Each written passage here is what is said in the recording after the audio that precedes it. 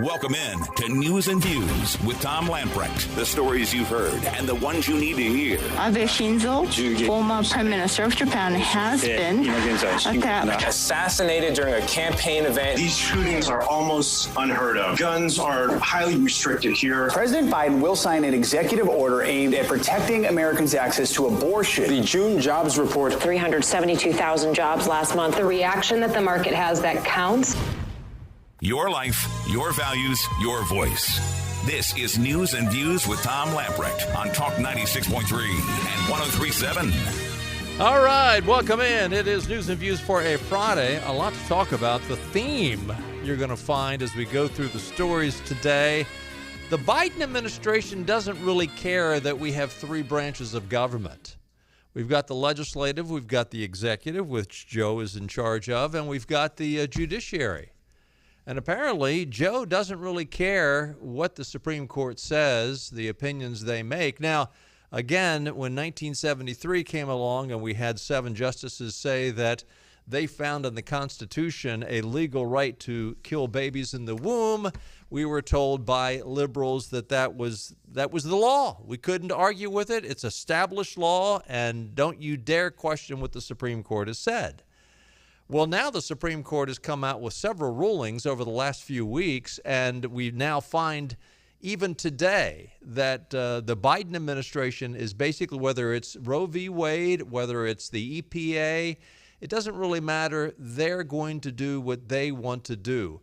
And again, it goes back to the Obama administration when Obama said, hey, I've got a phone and a pen, and I can bypass Congress. I can bypass one of the 3 branches of our federal government. Joe hasn't said I've got a phone and a pen, but basically, and I know it's not Joe. I know it's other people in the administration that are making these decisions. But as we go through these stories today, you're going to see that the theme is they don't believe in 3 branches of government. They think we are, and for all intents and purposes, it is becoming this way. We're becoming somewhat of a oligarchy, a dictatorship. Certainly not a republic with 3 branches of government. The big story today, of course, is out of Japan. World leaders are reacting to the news that former Japanese Prime Minister Shinzo Abe died after being shot at a campaign event. The assassin used a homemade gun and fired at the country's longest-serving prime minister from behind. Doctors were unable to save him due to excessive blood loss. He was pronounced dead shortly after 5 p.m. local time. They rushed him to the hospital, but his vital signs disappeared even before they took him from the scene to the hospital. Joe Biden raised some eyebrows today as he made a statement. And again, whenever a liberal has the opportunity to go after guns and the right to bear arms in America, even Joe used a situation in Japan that has the strictest gun laws of probably any country in the world. But yet he shifted his comments about how sad he was for the loss of the prime minister to switch it over to talk about gun violence and how terrible gun violence is. Again, Japan has got very, very, very strict gun laws. In fact, the guy couldn't buy a gun there. This was a homemade gun, which really gets to the point. I mean, liberals want to point to the weapon and not to the person who's using the weapon. Well, if this isn't a great example, gun violence and gun control, this guy had to go make a homemade weapon. He was the problem, not the weapon. The 41-year-old who assassinated the prime minister reportedly has told police he was dissatisfied with the ex-leader and wanted to kill him, but not over his political beliefs. This is weird.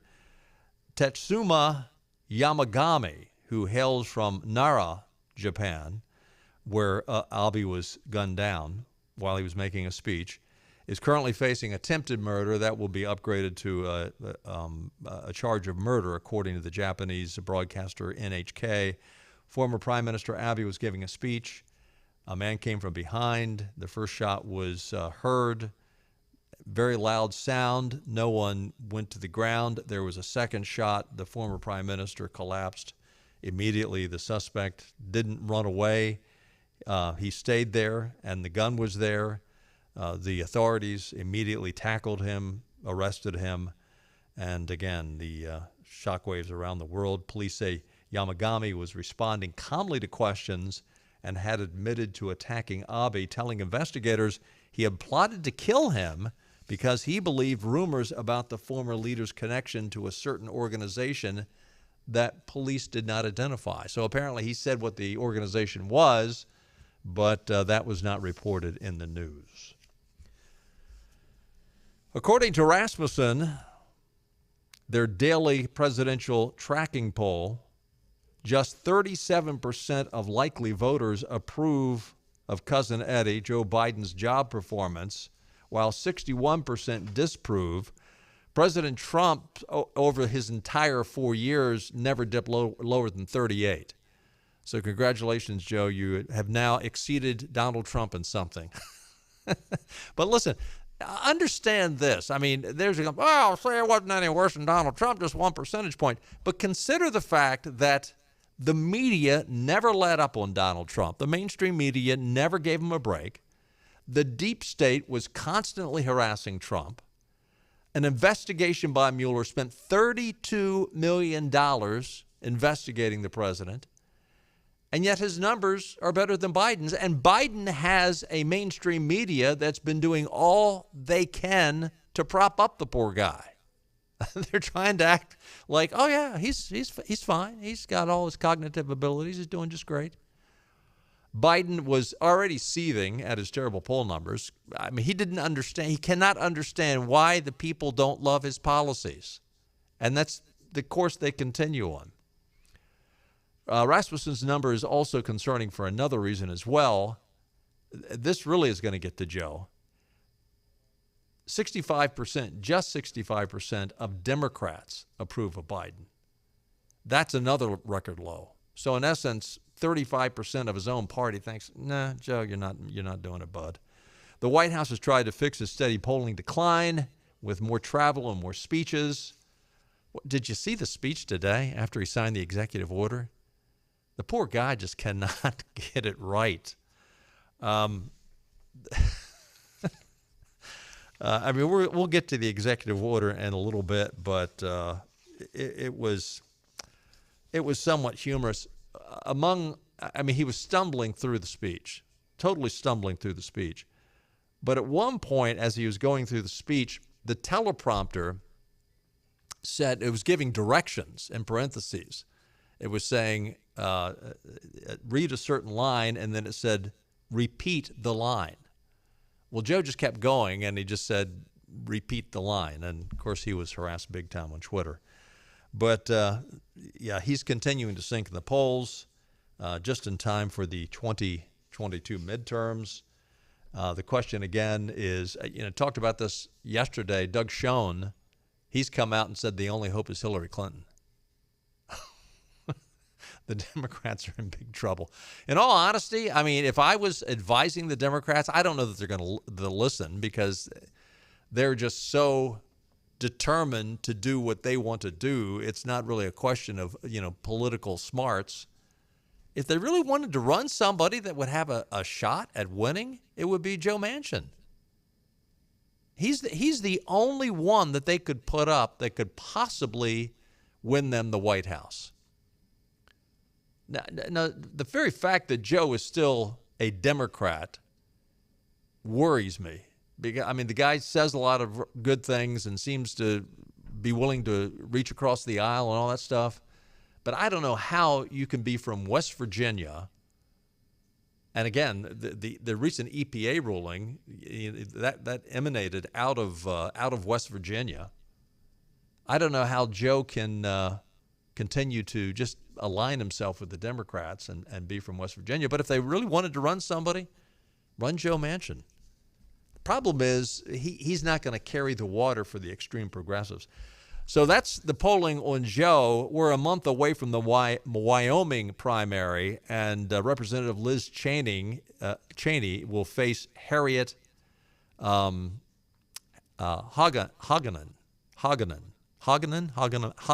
I think is how you pronounce her last name. She's the gal that Donald Trump has endorsed Even CNN has said of Liz Cheney, she's in a lot of trouble.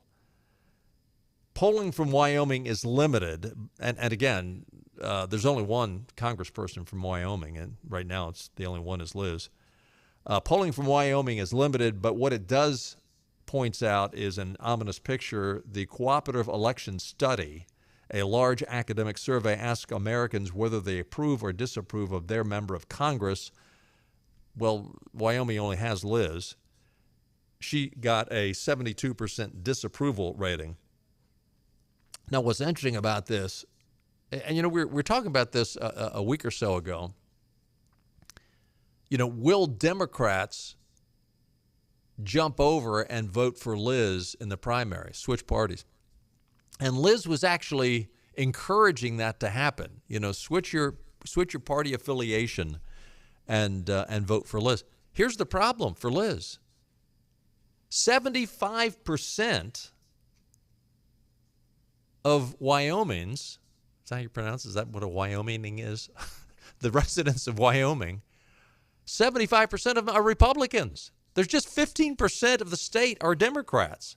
If they all switched over to the Republican Party and voted, she'd still lose. They're also fundraising, not going that well. Well, for Liz, she's got plenty of money, but it's all out-of-state money.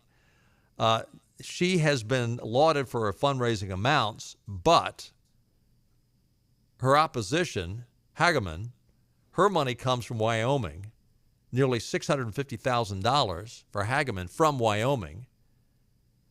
Local money for Liz Cheney, $270,000. So the numbers are just not good for Liz. We'll know in a month for sure, but not too good. More factors going against Cheney is her fellow Republicans who voted to impeach Trump. They have not done well in their primary races. Last month, Tom Rice from South Carolina lost to double digits to Trump-backed challenger Russell Fry. A runoff avoided Fry as a runoff was avoided, I should say, as Fry managed to get 51%. Twice as many votes as Rice. Rice voted to impeach. He got 24% of the votes in South Carolina primary. Fry got 51%. Not a good sign. Tell you what, let's take a time out. When we get back, though, I'm going to go to a interesting Gallup poll. This is not about a person. It is about U.S. institutions. And there's one institution that, we get mad at all the time. But interestingly, whether it's a Democrat, a Republican, an independent, the majority of Americans don't trust this institution. I'll tell you what it is when we get back. Got a trade? Then get to Greenville Toyota. We're out to buy 500 local trades, and we'll buy you out with our best offer. Or trade in for a new Toyota and get our Greenville Advantage with no-cost lifetime maintenance and more. Don't miss the trade buyout at Greenville Toyota. Hey, we're at Maribella's in Greenville, the new location of Maribella's on Fire Tower Road. If you haven't been to this place yet, let me tell you, you are missing out. I want to introduce my friends from Maribella's. I've got Sal, Massimo, and Pietro here. These guys are awesome. Not only do they make great food, they do a lot of things for the community, which we're going to be talking about. But Sal, let's start with you. Let's talk about the new location of Maribella's on Fire Tower Road. I'm a regular here. I love it. You guys call it Old World Pizza. Tell us what's different about your pizza. Well, we got two kinds of pizzas. We have the traditional, American style, and then we have the Old World Pizza, which is made with fresh mozzarella. And, the way they do it in Italy. Massimo, when you talk about doing this food right, it's authentic. And when I talk about authentic, you grew up in Italy, so you grew up with this food. You know how to make it. Yeah, because we grew up in Italy, we know the ingredient. And everything we do from scratch. And the right ingredient, it's been hard for us to bring over here. Now, finally, we can get the right ingredient to make a right pizza. All right, now I'm going to talk to my friend Pietro here at Maribella's. He's got the Nino's shirt on today. We're going to talk about Nino's, which is another great dining experience, upscale dining experience, on another segment upcoming. But Pietro, let's talk about Maribella's. For people who have never been to Maribella's, what's the experience going to be like when they come here? Not only pizzas, but pastas, salads, sandwiches, you got it all.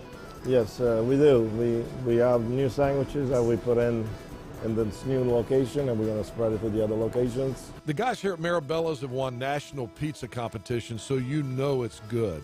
Thanks to Sal, Massimo, and Pietro. Folks, do yourself a favor. Come to the new Marabella's here on Fire Tower Road in Greenville, or Marabella's on Greenville Boulevard, or Marabella's in Washington on Carolina Avenue. Also, don't forget upscale dining at Nino's on Red Banks Road.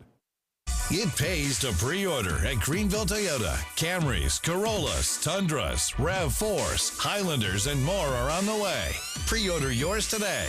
Plus, get more for your trade. It pays to pre-order at Greenville Toyota. Other restaurants claim their food is fresh and fast, but are they friendly? At Moore's, you're treated like family the minute you walk into their doors. With locations in Winterville, New Bern, Swansboro, Morehead City, and Jacksonville. We've been practicing what we preach since 1945. At Moore's, our barbecue is slow-cooked and smoked over real wood daily until it's so tender it's falling off the bone. Combined with our fresh chicken, cooked-to-order seafood, and homemade fixins, we're sure you'll agree. If it's not Moore's, it's less. No need to search for the facts. The fact is, hold on. Let's see, they gave me... Just take note. Okay, it's 1 pound of ground beef, 1 egg. What is this? That's a recipe for meatloaf someone gave me. That's not... And check in throughout the day. Here. Look. No, seriously, look around. Anybody see a piece of paper with my notes on it? For what's next, travel with us on Talk 96.3 and 103.7 with Tom Lamprecht. Welcome back in. Taking a quick look at your weather forecast. Thunderstorms tonight, likely a chance of rain to 70%, low around 74. Tomorrow, isolated thunderstorms in the morning. In the afternoon, more likely. Chance of rain tomorrow, 80%. Thunderstorms tomorrow night, 90% with low around 70. Tomorrow's high is going to be around 90. The good news is cloudy and cooler on Sunday. Now, the graphic on the tube says 82. My notes say 79. Anyway, it's going to be cooler than it has been the last couple of days. Again, a 60% chance of rain on Sunday. And I know it's the weekend. You want sunshine. You don't want the rain, but we do need the rain. You know, we've been following the story of the suspect in the July 4th shooting up outside of Chicago in Highland Park, Bobby Crimo III. His parents, there's another story out today, they just have a long line of bizarre behavior. I mean, the list goes on and on and on. Numerous times the police had to go out to the house. The mother was pursuing romantic encounters. According to Fox News, the dad consumed a lot of alcohol. There was constant arguing in the home. Yesterday we talked about the fact that it appears that he abused weed. It is, when you live a bizarre lifestyle, the verse, the sins of the fathers will be visited upon the sons. I think this is exactly what it's talking about. This is exactly it. If you're going to live this crazy lifestyle, an unbiblical lifestyle, and follow the biblical mandates, and you know what, you're gonna live a better life than if you just go out and live this in craziness. And unfortunately, the sins of the fathers will be visited upon the son. This is Exhibit A. Sad. PJ Media is reporting on a new Gallup poll. Gallup does an annual survey of U.S. institutions. And interesting, there are certain institutions that nobody trusts anymore. And it is interesting. Newspapers aren't at the bottom, but they're close to it. In 2022, just 16% of Americans trust newspapers. Television news is what is really low, 11%. Newspapers, that's 16% down from 21%. The highest trusted institutions in America, small business, 68% of Americans trust small business. That is down 2%, though, from last year. 64% trust the military. That's down from 5%. Surprisingly, the third highest trusted institution in this survey, the police. Now, it is down 6% from where it was a year ago, but still, I mean, and what's interesting is television news, only 11% of Americans trust them, and that's probably why the police still have relatively high numbers, the third highest trusted institution. Interestingly, the medical system. Now, this is really curious because I remember seeing this survey a few years ago, and doctors actually ranked pretty high. But the medical system, just 38% of Americans trust the medical system. Again, that's down 6% from where it was a year ago. This is a sad commentary.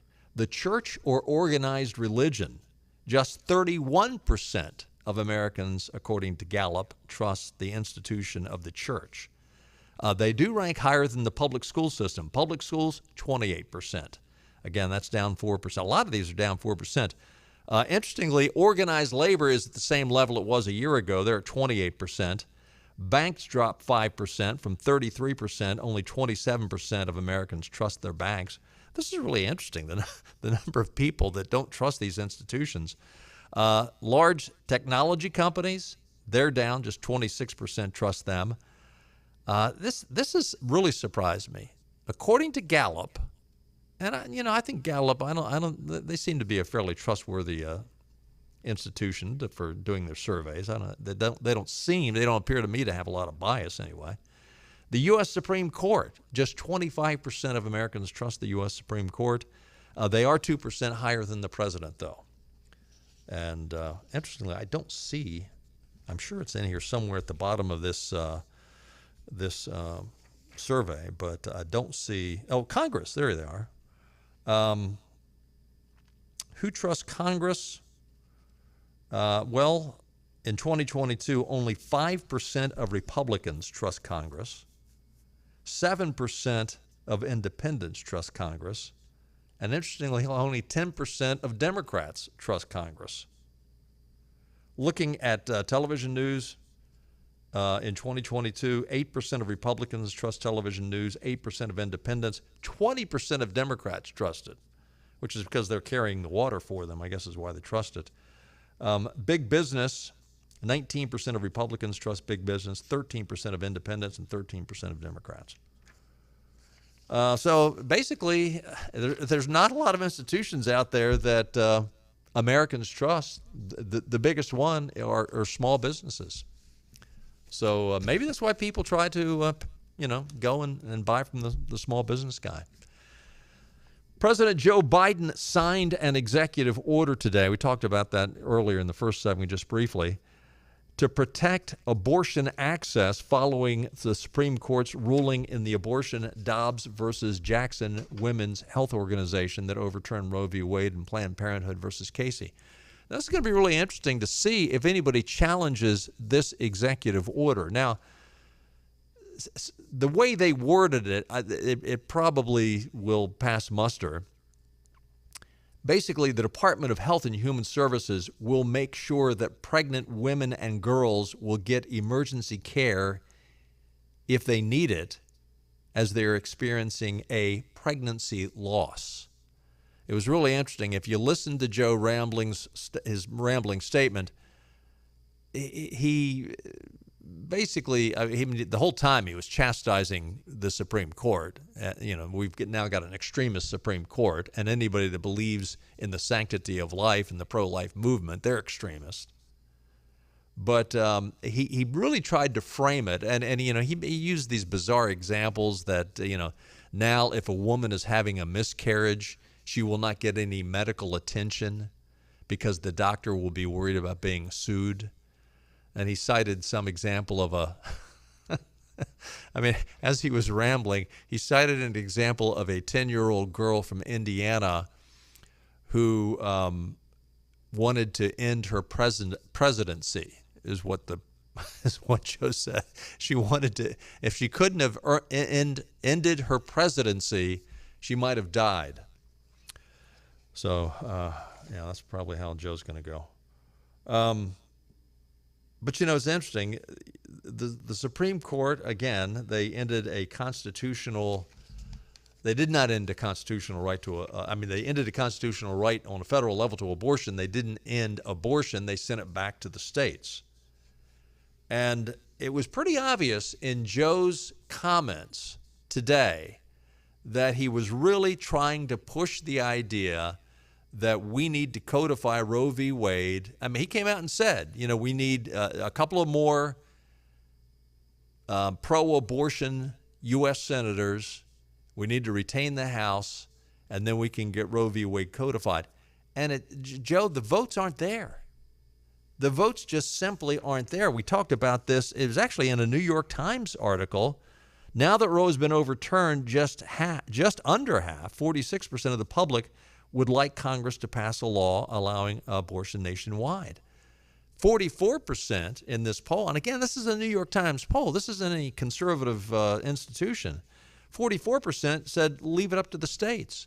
7% want a national ban. So if you consider that 7% want a national ban and 44% want to leave it up to the states, Joe, the majority is in disagreement with you.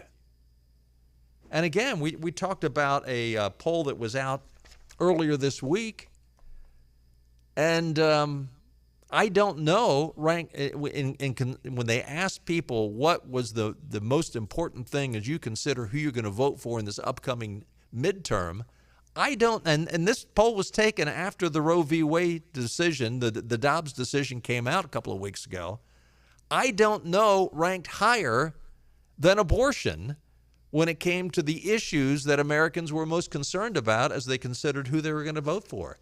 So, Joe, you can plead with your party all you want, your base all you want, that we need to codify Roe v. Wade. But, Joe, according to the polling that's out there, Americans aren't with you on this. Americans think, no, that's not the most important issue. And, again, you've got to realize that for Joe, his deal right now is he wants to get the focus off of the bad economy, off of the border, off of just the crime that we see all around us, off of inflation, and the way he thinks he might do that is by pushing the abortion issue. I don't think it's going to work. And again, boy, Joe got creamed on Twitter earlier today. One Congressman, Byron Donalds of Florida, after he gave this speech where people were comparing him to the Anchorman character, Will Ferrell, who, if you watched that 2004 film, Anchorman, I mean, anything that was on the teleprompter, Will Ferrell would read. That's basically what a lot of people were calling Joe Biden. What was the character's name in the film? Ron Burgundy. His last name was Burgundy. I can't remember what his first name was, but Burgundy was his last name. Yeah, they were creaming. Yeah, it was Ron Burgundy. Here it is. One of the actually ABC Good Morning America Hawaii reporter Jeremy Lee. This is out of ABC News. Made an Anchorman reference as well, tweeting and quote, and the end of quote, I'm Ron Burgundy. Elon Musk was saying, whoever controls the teleprompter is the real president. Yeah, afraid so. Supreme Court Justice Brett Kavanaugh was harassed. And again, there are laws on the books right now that Merrick Garland refuses to enforce, refuses to enforce. You cannot harass or protest a Supreme Court justice with the purpose of getting him to change his vote. It's illegal. There are laws on the books right now. Merrick Garland ought to go out and arrest these people. Brett Kavanaugh was eating in a D.C. restaurant, Morton Steakhouse. The people came in. Brett Kavanaugh had to leave out of a back door for his own safety. I don't know if he's with his family or with someone else, but he had to leave out of the back door. Everybody that was eating at the steakhouse was harassed. And this is a blatant dereliction of duty by Merrick Garland. It's malfeasance by the DOJ and the FBI. They won't do anything. I mean, these people, if the Republicans take over in November, which it looks like they will, these people need to be called before Congress. I mean, it's sort of sad that we're going to have to spend the first 6 months under a Republican-led House and Senate dealing with the malfeasance that has taken place under the Biden administration, but it's got to happen. We cannot just say, well, it's water over the dam. Let bygones be bygones, because it happens over and over again. If these people are not held responsible for the malfeasance that they have caused, and listen, it's not that unlike. I mean, look what happened to Shinzo Abe in Japan today. I mean, these people are not right. These people are not stable. I mean, I don't want to suggest anything, but if someone's life is taken as a result of the malfeasance of Merrick Garland, the FBI, and the DOJ, who's going to be held responsible? I mean, this is lack of law enforcement, and that in itself is a crime. We've got to take another timeout. Stay with us. More news and views for a Friday right after this. Acre Station Meat Farm, along with Lane Angus Beef, bring you Farm to Fork Beef. Stock your freezers now with affordable beef boxes, just in time for the grilling season. Farm to Fork Beef brings quality local beef to your family. From your traditional butcher shop, Acre Station Meat Farm. Come on down to Acre Station Meat Farm and find out why we're #1 in fresh cuts and friendly service. Acre Station Meat Farm, Highway 32 North, Pinetown.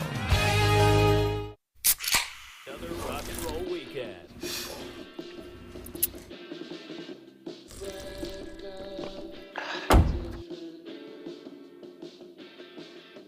Burgers, better with Pepsi. You know that moment when you realize your hair color is way past its prime? Or that you need a change and you hope it comes in the form of perfectly sun-kissed highlights? And at Fantastic Sam's, we offer real salon services at real people prices. Our color specialists can do it all. They make grays disappear, layer in subtle highlights, or help you finally find that perfect shade of red. All for real reasonable prices.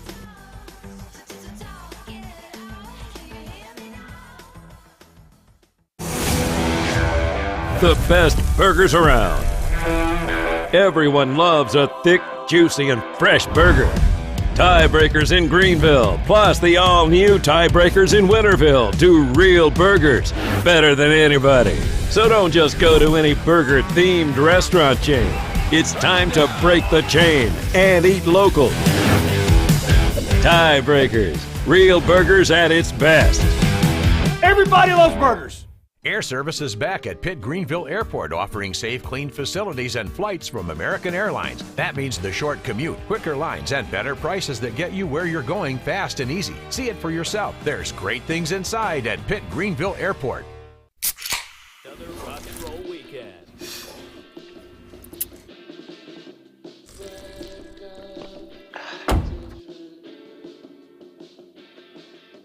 Burgers, better with Pepsi. 107.9 WNCT presents the final Concert on the Common, Thursday, June 30th, with Chicago Rewired.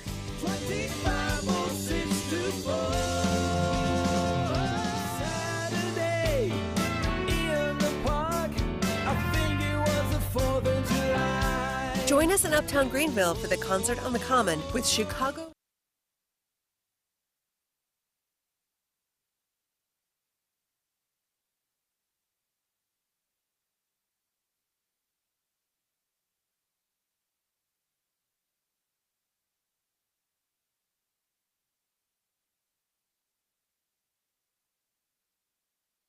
This is your Drive at 5 and ENC with Tom Lamprecht. Welcome back to News and Views on Talk 96.3 and 103.7. Welcome back in.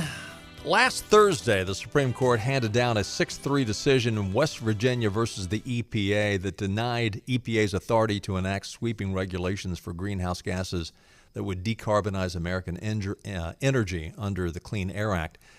In the majority opinion that was written by John Roberts, the power grab attempt by Democrats to push their radical energy-killing agenda with unelected bureaucrats got eviscerated. Roberts wrote, capping carbon dioxide emissions at a level that will force a nationwide transition away from the use of coal to generate electricity may be a sensible solution to the crisis of the day, but not a plausible one that Congress gave the EPA the authority to adopt on its own such a regulatory scheme in Section 111D. A decision of such magnitude and consequence rests with Congress itself and or an agency acting pursuant to a clear delegation from that representative body. The judgment of the Court of the Appeals from the District of Columbia is reversed, and the cases are remanded for further proceedings consistent with this opinion. In other words, what John Roberts said is that you do not have the authority as an agency to create law. You do not have the authority as someone in the executive branch to create law, regardless of what Obama said about a phone and a pen.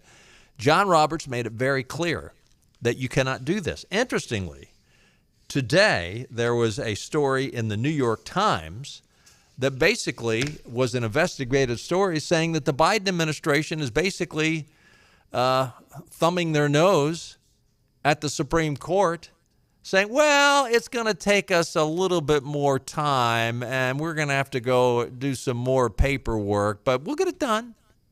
We'll go ahead and make sure that it happens. That's in essence.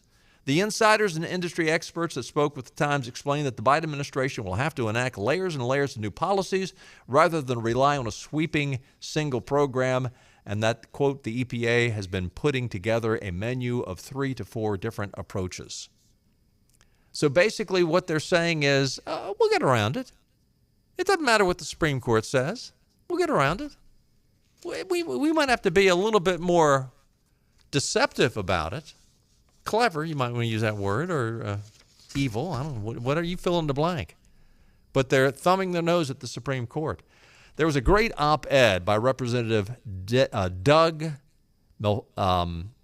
Lamaloff, California 1st Congressional District. He writes, in West Virginia versus the EPA, the justices decided 6-3 to repeal an Obama-era rule allowing the EPA to regulate carbon emissions for the entire energy industry. This case was a warning shot regarding the separation of powers between a bureaucratic agency and elected officials who represent the will of the people and are directly accountable to them. In Congress, not acting should be as powerful of a signal to the bureaucracy as taking an action. In other words, what they're saying is, look, Congress has decided. They didn't adopt your emissions control, your EPA regulations, and it's going to take Congress to adopt it and make it law for it to happen. If they respond positively, you got it. If they don't respond, you don't got it. It's that simple. If a new Green Deal member of Congress proposes but doesn't pass a law, that doesn't give agencies the autonomy to create the same outcome by fiat. Bingo. For too long, the court deferred to the bureaucrats as the experts under what is known as the Chevron deference. That assumes the administration employees are neutral when, in fact, they are not. They might be the most liberal ones up there, the bureaucrats. The EPA and the Army Corps of Engineers have been trying to rewrite the meaning of the Clean Water Act so that water rolling down a 4-inch furrow is treated like the water coming down a mini mountain range, thus placing every puddle and farm field under the government's thumb. While Chevron USA, Inc. versus Natural Resources Defense Council, Inc. was not overturned in this case, the court has ruled that the government agencies cannot invent their own all-powerful authority out of 40-year-old laws. Thank you. I mean, isn't that not what they did in 1973? I mean, they went back to the Constitution, which is our original law of our nation, right? And then out of that, they say, oh, yeah, we can come up with this. The Biden administration has tried to argue that the Clean Air Act gives the EPA broad powers to allow it to regulate the energy industry sweepingly. Let's be clear, in no way, shape, or form does the Clean Air Act authorize the EPA to cap carbon dioxide emissions in such a way that forces a nationwide transition away from the largest energy-producing industry we have. Those elected by the people to represent the will of the people are the only ones who will have the authority to determine the decisions of this economic and political magnitude, not unelected bureaucrats. And what's really worrying the Democrats right now is the fact that they cannot control. First of all, they don't like the idea of the states' rights being elevated through the Dobbs decision. Secondly, they don't like the idea that they cannot regulate through law created by agencies rather than Congress. And what they're really worrying about is this is disappearing. If they didn't get it through now, they're not going to get it through for a long time because they're going to get shellacked come November. We got to take another time out. Stay with us. And we're on location today at Fabric and Home Furnishings in Arlington Village here in Greenville. One of my favorite people. We've got Lisa Pendry here. And Lisa, big news. You've been working on the store. It looks fantastic. You finally have finished the transformation of the store. You've got your Norwalk gallery open.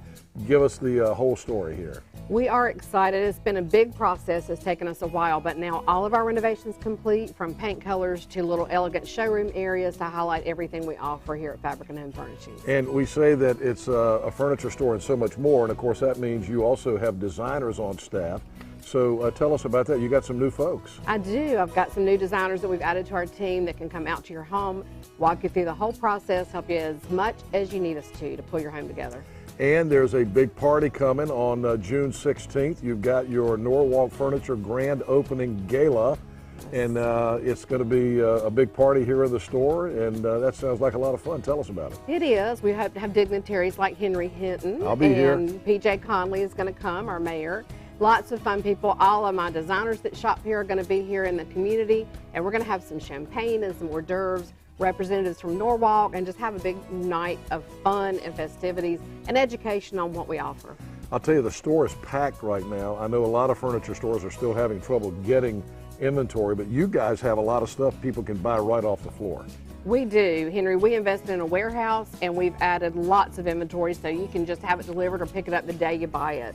So lots of sofas, chairs, everything in performance fabric so you can enjoy your furniture. And you started 12 months same as cash. We did start that so we can help with everything that's going on in the world right now.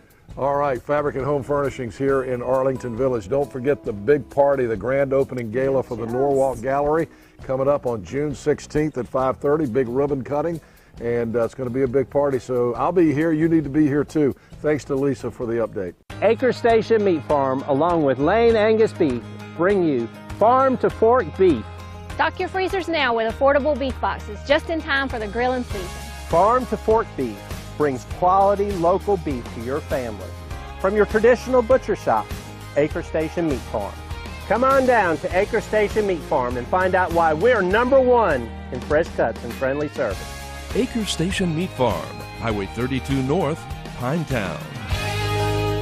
Empty lots at car dealers everywhere, except here. The selection you want is at Greenville Nissan. And during the Nissan Thrill of the Drive sales event, buy a new Nissan with financing as low as 0.9%. The versatile Nissan Rogue, the all-new Pathfinder, or gas-saving cars like Nissan Sentra and Altima. And yes, we have trucks. Buy the new Nissan Titan with 0.9% financing, or the all-new Frontier for $99 a month. Hurry to Greenville Nissan, where we drive to serve.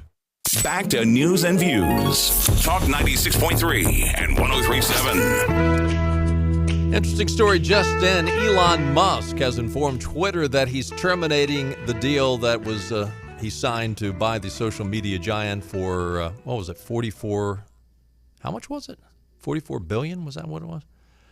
A law firm representing the Tesla CEO sent a letter to Twitter on Friday alleging that they appear to have made false and misleading representations when he agreed to buy the company back on April the 25th. Now, I mean, obviously there's going to be a lot more to the story. This just came out moments ago. But, one of the things that he was questioning was these bots, these fake Twitter accounts.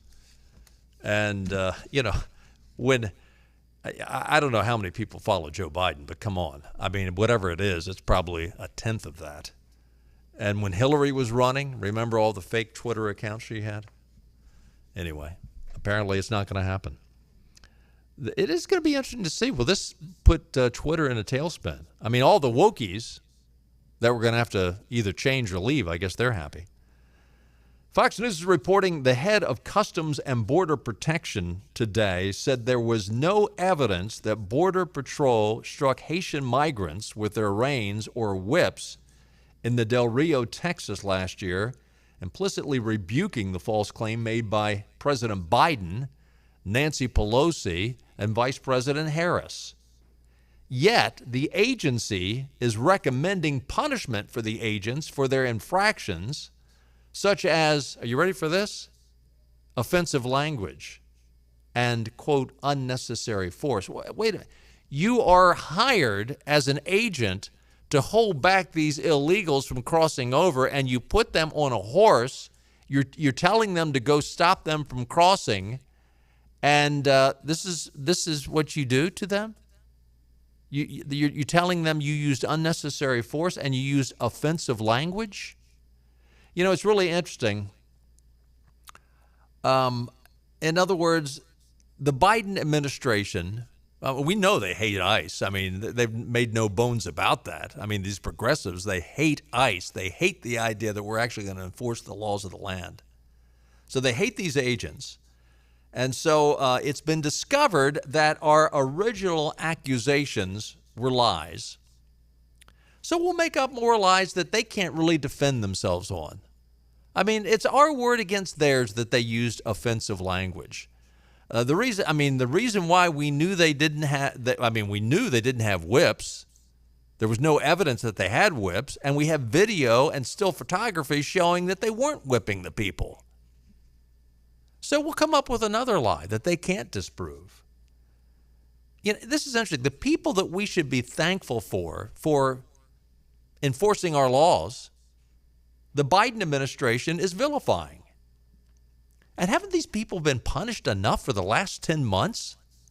You've got the President of the United States. You've got the Speaker of the House. You've got the Vice President of the United States calling these people evil. I mean, the President said, these people, quote, this is a quote from the President, I promise you, these people will pay. There will be an investigation underway now, and there will be consequences. There will be consequences, end of quote. So these people have been fighting for their reputations, their livelihood, for the last 10 months, and yet it's not good enough. And the reason why they want to punish these people is not because they deserve to be punished. I mean, they have been punished for the last 10 months. The reason why is they want to try to make Nancy Pelosi, Cousin Eddie Joe Biden, and the laughing hyena, the Vice President Kamala Harris, they want to try to give them, maybe they didn't whip the people, but they were still wrong. They want to give them an out. And the sad thing is, this was nothing but political theater by these people. They were trying, again, they want to vilify. These are the same people that wanted to defund the police. And are not the border agents an extension of the police? Let's vilify them. Let's make them look bad. That's exactly what they did. Yet that's not good enough. We got to knock them down once again. Wow. What a mess. What an absolute mess, this White House. And by the way, the White House is now hitting back against Greg Abbott. They came out earlier today, and they're complaining that it's not right because Greg Abbott has got the National Guard, the state police, the Texas Rangers, he's got all kinds of individuals capturing the illegal immigrants that are crossing the border, especially the ones they know are criminals, and they're taking them back to the Mexican border and taking them back over to the border. And Joe Biden can't stand it. His press secretary, came out and basically said he's causing chaos. And she's saying immigration enforcement is a federal authority matter. Well, do your job then. If it's a federal matter to enforce immigration law, then would you please go out and do it? You talk about malfeasance. What is the Texas governor supposed to do when it comes to protecting his people? I mean, he's got an obligation to protect his citizens, and if you're not going to do it, Mr. President, if you're going to allow malfeasance to control your life and how you do everything against the laws in the book, which we've seen, we've gone over numerous stories today, you know what? I would say to Greg Abbott, keep it up, Governor. You're doing well. Hey, have a great weekend. Try to get a little sun and fun out there in the midst of the rainstorms, and we'll see you next week. Bye-bye, everybody. All right.